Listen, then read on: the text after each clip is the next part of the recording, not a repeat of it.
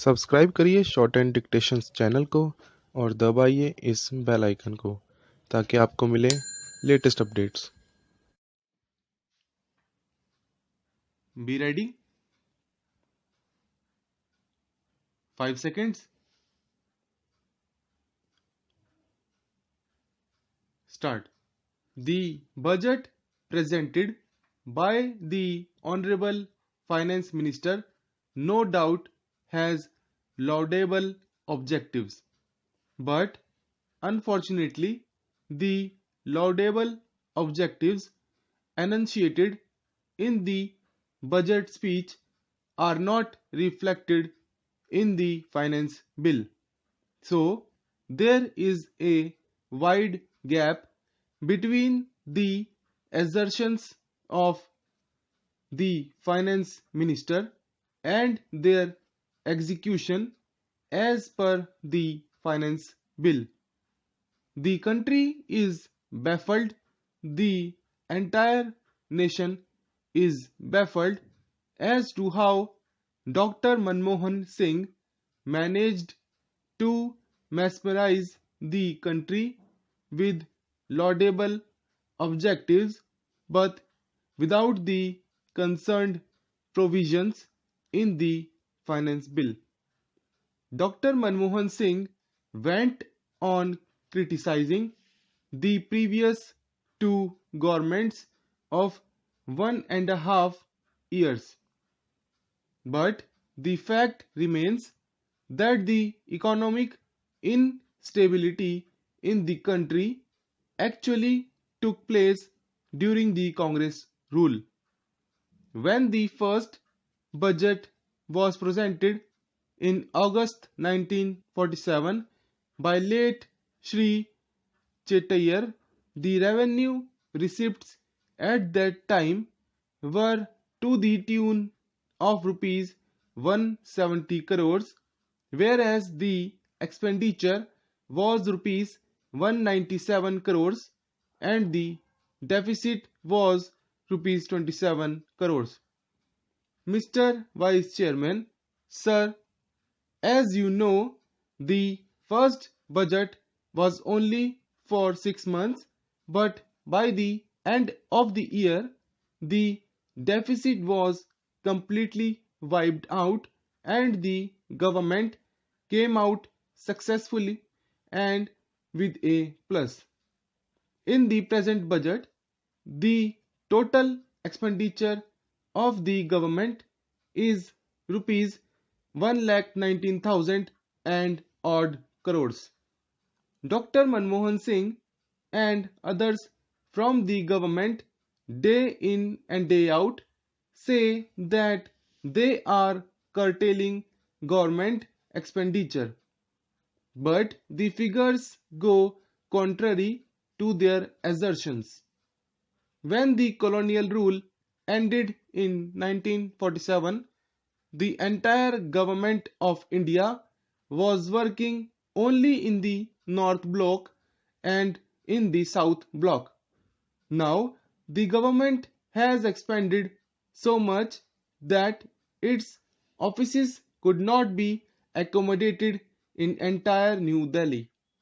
Their officers are at Krishi Bhavan, Yojana Bhavan, Shastri Bhavan, Nirman Bhavan and several other bhavans.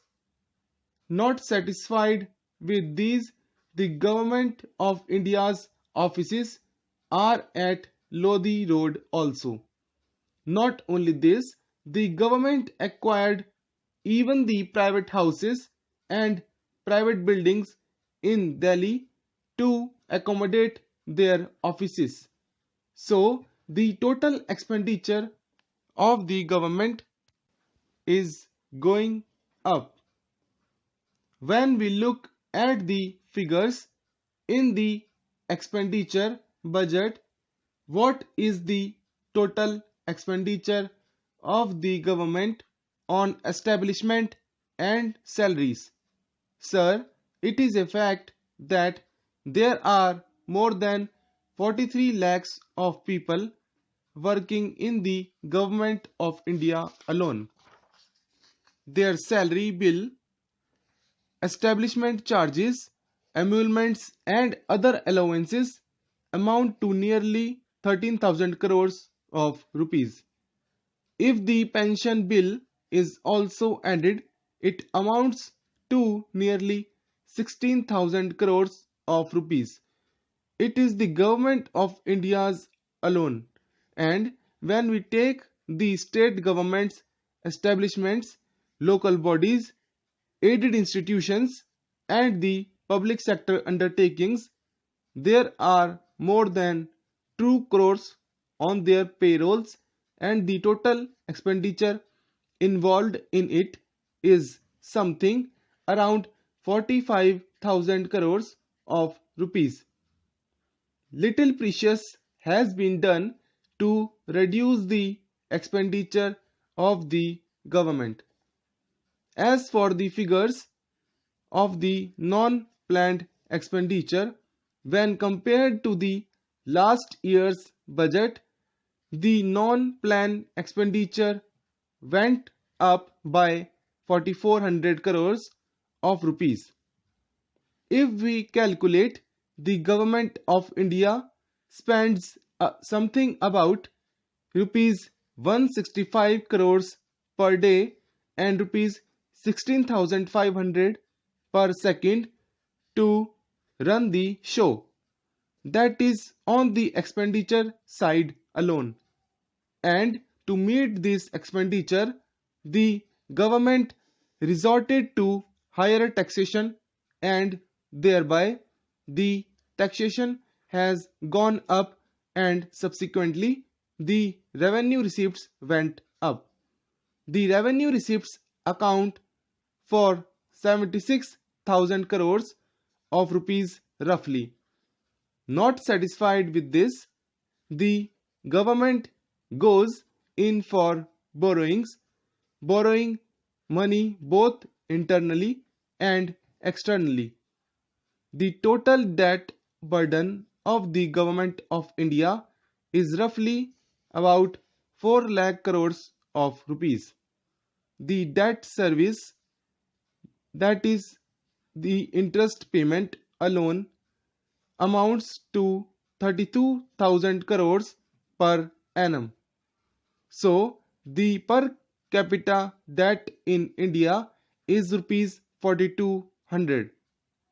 And if we add this figure to the debt of the state governments, the per capita debt goes up to rupees 6,000 or rupees 7,000, varying from one state to another.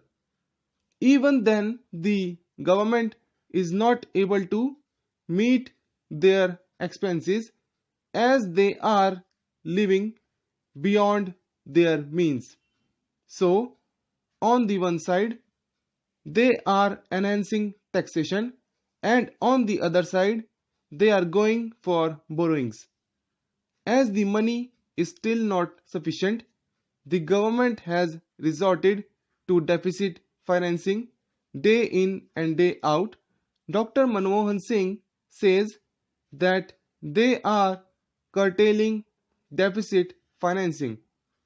But the figures supplied by the finance minister show that the deficit financing is to the tune of rupees 5,000 crores, but the fiscal deficit is more than rupees 34,000 crores.